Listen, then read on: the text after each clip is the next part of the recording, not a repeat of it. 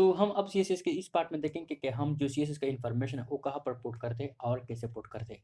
तो देखो हमारे पास इसके लिए 3 तरीके हम इस्तेमाल करते हैं और हम पहले इसको थ्योरेटिकल देखते हैं, इसके बाद हम इसको अप्लाई भी करेंगे। तो हमारे पास आता है CSS placement of CSS information के। हम सीएसएस में प्लेसमेंट कैसे करते हैं और सीएसएस इन्फॉर्मेशन का।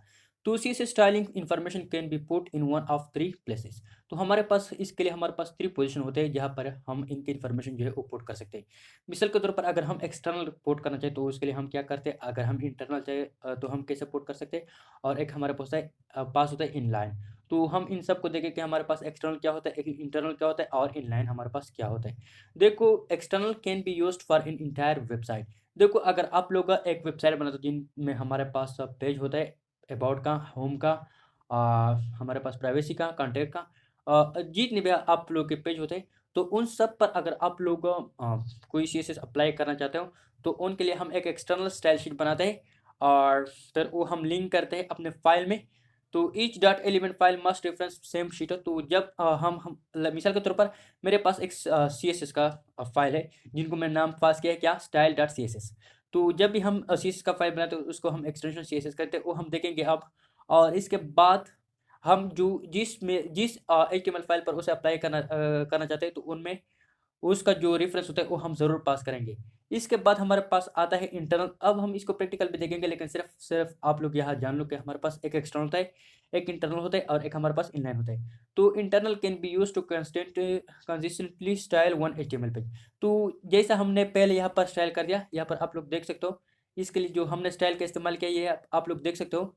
मिसाल के तौर पर अगर मैं यहाँ पर दिखाना चाहूँ तो ये जो स्टाइलिंग मैंने की है यहाँ पर ये टैग ओपन किया है यहाँ से लेकर और यहाँ तक, ये हमारे पास क्या है, इंटरनल सीएसएस है। ये हम फिर से भी देखेंगे लेकिन सिर्फ आप लोगों को मैं बताता चलूँ कि आप लोग ऑलरेडी एक बार सीएसएस को इंटरनली यूज़ कर चुके हो। ये ना घबराने कि हमारे पास ये कोई दूसरी चीज़ है, नहीं, बस ये सीएसएस होता है लेकिन सिर्फ प्लेसमेंट का मसला है कि हम इसको प्लेस क्या करते हैं। तो इंटरनल सीएसएस को हम हेड में पुट करते हैं। तो ये तो आप लोग पहले से जान चुके हो कि हम यहाँ पर स्टाइल का टैग बनाकर इसमें हम सेलेक्टर को और उसमें प्रॉपर्टी को वैल्यू देते हैं। तो यहाँ पर आप लोगों ने तो ये रूल सेट हमने पढ़ा था। इसके बाद हमने सेलेक्टर भी देखे थे, ग्रुप सेलेक्टिंग भी हमने किया था, आईडी सेलेक्टिंग हमने किया था और इसके साथ हमने क्लास सेलेक्टिंग भी किया था। तो ये सब चीज़ें हम कर चुके हैं। अब सिर्फ जो स्टाइलिंग का प्लेसमेंट है वो हम कैसे करते हैं यहाँ पर हम वो देखते हैं इस क्लास में। तो यहाँ पर मैं फ़ौरन आता हूँ और यह क्लास 2 से मैं बाहर निकलना चाहता हूँ। अब यहाँ पर मैं बनना चाहूँ क्या, क्लास 3। सॉरी यार, it will take some time because यहाँ पर क्लास 3।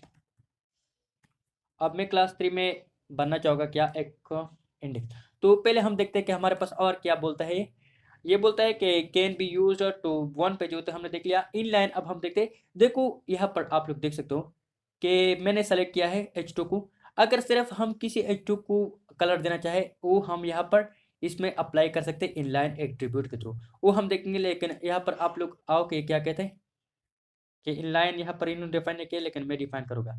तो ये CSS एक्सटर्नल है। यहाँ पर आप लोग देखना कि ये हमारे पास कुछ है सीपरेट फाइल के लिए।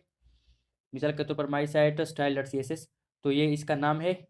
अब यहाँ पर HTML में अगर आप लोग देखें तो यहाँ पर लिंक के थ्रू इन्होंने इस CSS को यहाँ पर आप लोग देख सकते रेफरेंस दिया है और इस रेफरेंस में इन्होंने पास किया है माई साइट स्टाइल और यहाँ पर इन्होंने रिलेशन दिया है कि ये स्टाइल शीट है और इसका टाइप हमारे पास टेक्स्ट CSS है।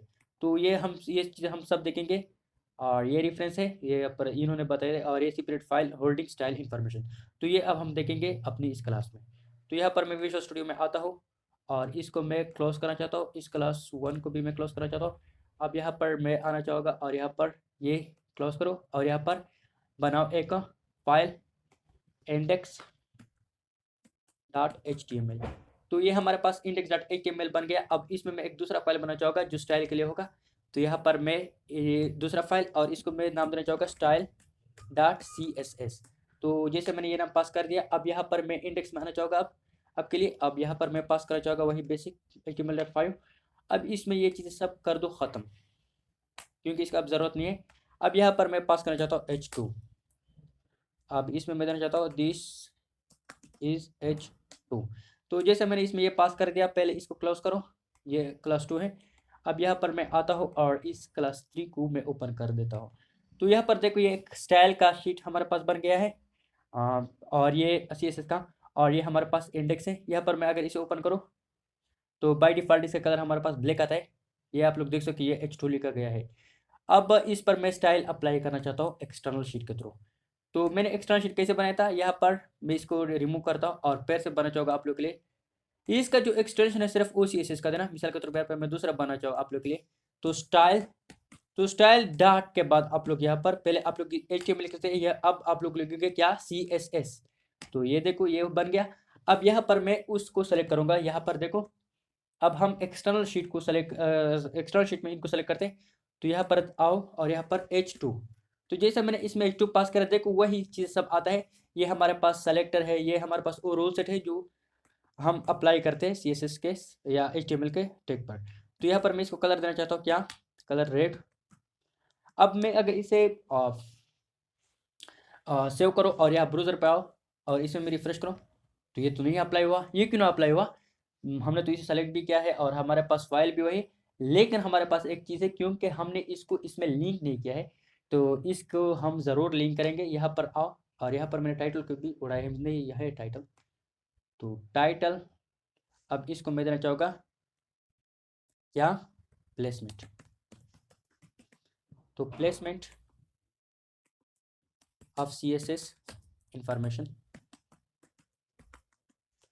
तो इसमें मैं अब ये जो टाइटल है इसके बिल्कुल नीचे मैं यहाँ पर एक लिंक और लिंक यहाँ पर, जैसे मैं यहाँ पर तो यहाँ पर ये देखो बाय डिफ़ॉल्ट इसका रिलेशन किसके साथ है, स्टाइल शीट के साथ है। तो अब मैं यहाँ पर वो रेफरेंस दूंगा जहाँ पर मेरा फाइल पड़ा है। तो मेरा फाइल यही इसी फोल्डर में पड़ा है, तो मैं सिर्फ यहाँ पर लिखूंगा क्या, स्टाइल। तो ये देखो मेरे पास सजेशन आ गया कि हाँ तुम्हारे पास एक फाइल है जिसका नाम CSS style.css है, तो क्या तुम उसको सेलेक्ट करना चाहते हो यहाँ पर। तो मैं कहता हूँ हाँ, यहाँ पर इसे सेलेक्ट कर दो। जब मैं इसको सेव करो और यहाँ पर मैं ब्राउज़र पे आओ और इसको मैं अगर रिफ्रेश करूँ, तो यहाँ पर आप लोग देख सकते हो कि इसका कलर हमारे पास क्या हो गया, अप्लाई हो गया। अब अगर मैं एक दूसरा एलिमेंट यहाँ पर बनाऊँ, मिसाल के तौर पर यहाँ पर मैं बनाता हूँ क्या, H1, और इसमें पास करा दिस इज H1 टैग, और इसको मैं यहाँ पर स्टाइलाइज करना चाहूँ, तो मैं इसका मैं कलर पास करना चाहता हूँ क्या, पास करो ग्रीन का।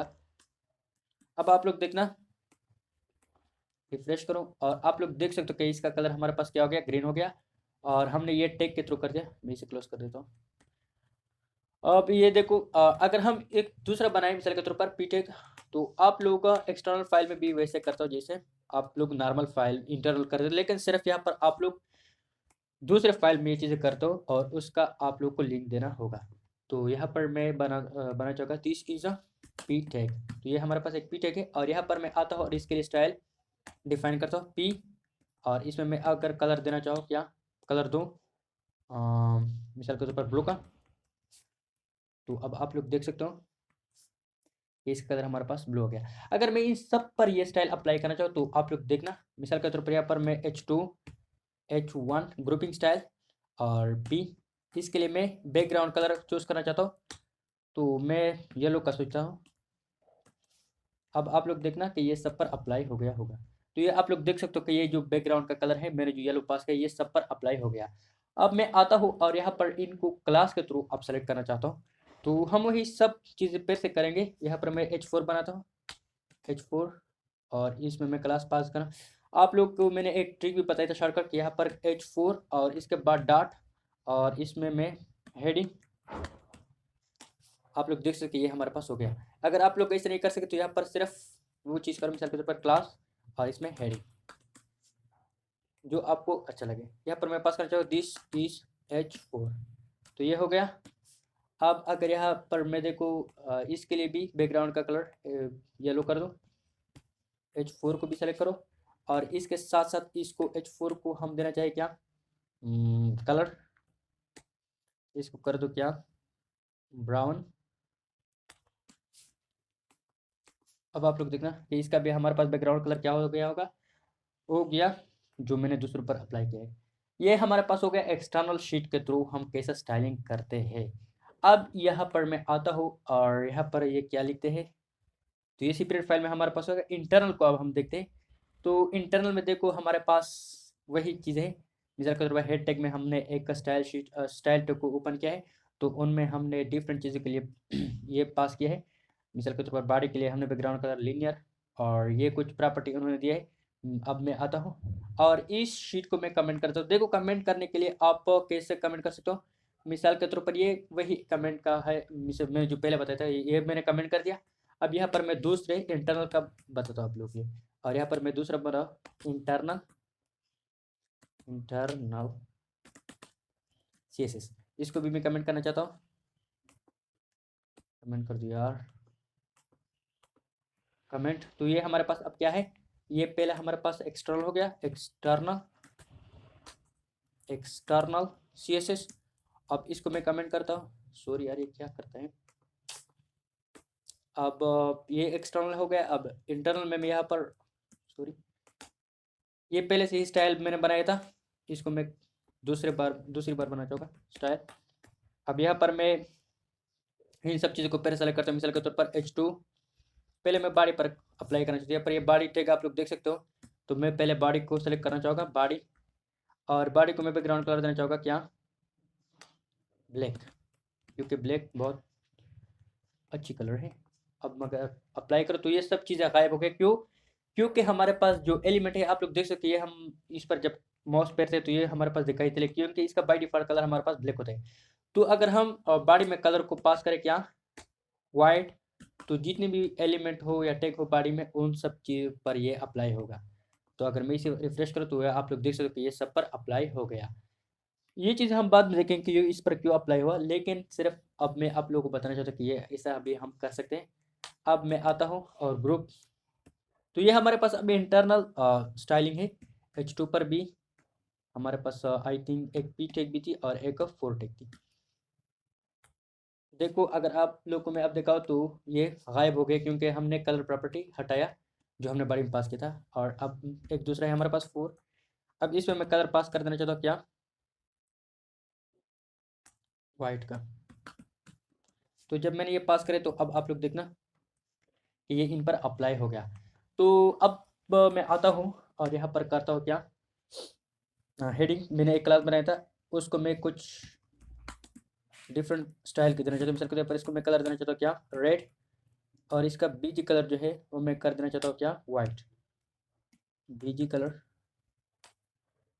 अब ये कितनी सारी चीज़ें मेरे पास आते हैं, वैसे तो ये कहाँ से आते हैं। इसको मैं पास कर देता हूँ वाइट।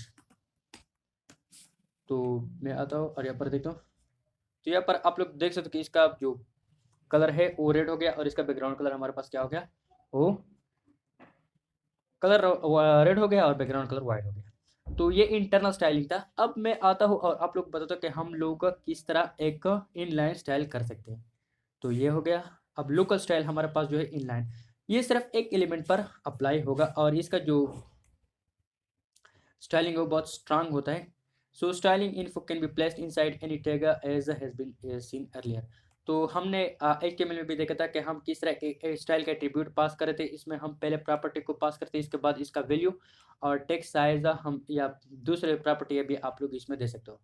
तो अब यहाँ पर मैं एक HR देना चाहूँगा, और HR यहाँ पर HR के लिए भी मैं ये कलर, यहाँ पर HR को सेलेक्ट करो और इसका बैकग्राउंड कलर कर दो क्या, वाइट,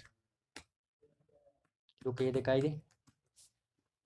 अगर मैं देखूँ तो ये आप वाइट दिखाई देता है। अब मैं आता हूँ और यह फौरन बनाता हूँ क्या, एक H2। तो देखो मैं बनाता हूँ, this is going to be style, going to be style with inline CSS। तो मैं इसको इनलाइन CSS के थ्रू स्टाइल करना चाहता हूँ, इसलिए मैंने इसमें ये लिखा। पहले अगर मैं देखो तो इस पर वो स्टाइल अप्लाई होगा जो यहाँ पर इस पर अप्लाई है। तो मैं अगर यहाँ पर रिफ्रेश करो, अब आप लोग देखना कि इस पर भी हमारे पास यही स्टाइल अप्लाई हुआ जो यहाँ पर H2 पर अप्लाई है। लेकिन मैं इसमें कोई दूसरा स्टाइल अप्लाई करना चाहता हूँ, तो इसके लिए मैं यहाँ पर आता हूँ और स्टाइल का एट्रीब्यूट में पास कर देता हूँ। और यहाँ पर मैं देना चाहूँगा क्या, कलर, कलर में मैं इसको देना चाहता हूँ क्या, ग्रीन। अब जैसा मैंने इसमें ग्रीन पास करे तो आप लोग देखना कि इसका कलर हमारे पास ग्रीन हो गया होगा। तो ये आप लोग देख सकते हो कि इनलाइन स्टाइलिंग में हम किस तरह वैल्यू को पास कर देते हैं। तो पहले हम स्टाइल एट्रीब्यूट का इस्तेमाल करते हैं। स्टाइल एट्रीब्यूट में हम पहले प्रॉपर्टी को डिक्लेयर करते हैं, इसके बाद हम उसका वैल्यू देते हैं। इसके बाद हम अगर दूसरा स्टाइल इस पर अप्लाई करना चाहिए, मिसाल के तौर पर इसको मैं बैकग्राउंड कलर देना चाहता हूँ। बैकग्राउंड कलर में मैं इसको देना चाहता हूँ क्या, ये एक्वा। तो जैसे मैंने इसमें एक्वा पास करे, तो अब आप लोग देखना कि इसका बैकग्राउंड कलर हमारे पास एक्वा हो गया। तो हमारे पास हमने 3 मेथड देखे कि हम किस तरह हम स्टाइलिंग को अप्लाई कर सकते हैं। इसको मैं देना चाहूँगा एक नाम कि ये हमारे पास स्टाइलिंग है, किसके थ्रू, और styling through through inline CSS. तो ये हमारे पास इनलाइन सीएसएस था।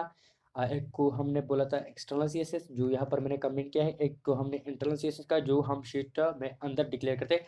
और अगर हम सिर्फ एक एलिमेंट के लिए या एक टेक के लिए स्टाइल अप्लाई करना चाहते हैं, तो वो हम इनलाइन सीएसएस के थ्रू कर सकते हैं। देखिए, हम जब भी ज़्यादातर इस्तेमाल करते हैं, तो हमारे पास या तो वो होगा एक्सटर्नल सीएसएस, जो हम बहुत सारा इस्तेमाल करते हैं अपने प्रोजेक्ट्स में। और इसके साथ साथ इंटरनल सीएसएस को भी हम कई दफ़ा इस्तेमाल करते हैं, लेकिन ज़्यादा से ज़्यादा हम एक्सटर्नल को इस्तेमाल करते हैं। और ज़्यादा से ज़्यादा आप लोग एक्सटर्नल पर फोकस करना। इसके बाद हम इनलाइन को अप्लाई करते हैं, लेकिन इतना ज़्यादा नहीं।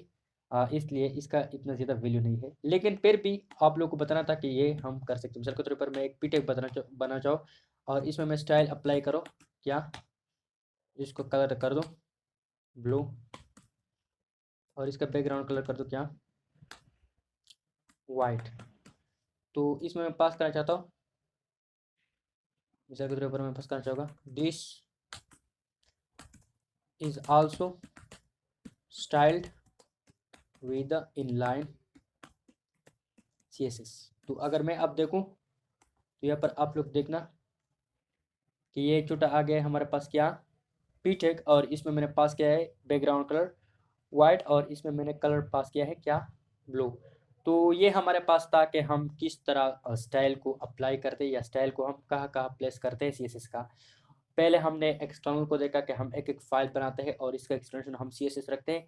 इसके बाद हमने इनमें कुछ सेलेक्टर पास किए, और सेलेक्टर में हमने जो हमारे पास सब वैल्यू और प्रॉपर्टी का पेयर होता है वो हमने पास कर दिया।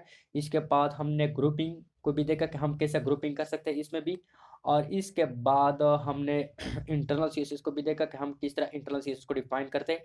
इसके बाद हमने एक इनलाइन सीएसएस को भी देखा कि हम इनलाइन सीएसएस को कैसे अप्लाई करते हैं किसी भी एचटीएमएल के टैग पर। तो ये था सीएसएस प्लेसमेंट के बारे में कि हम सीएसएस में प्लेसमेंट कैसे करते हैं। तो इतना ही इस वीडियो में था। मैं देखता हूँ कि कुछ और तो बाकी नहीं रह गया होगा। नहीं, बस सिर्फ इतना ही था। तो इतना ही। दूसरी वीडियो में हम कुछ दूसरा तगड़ा देखेंगे।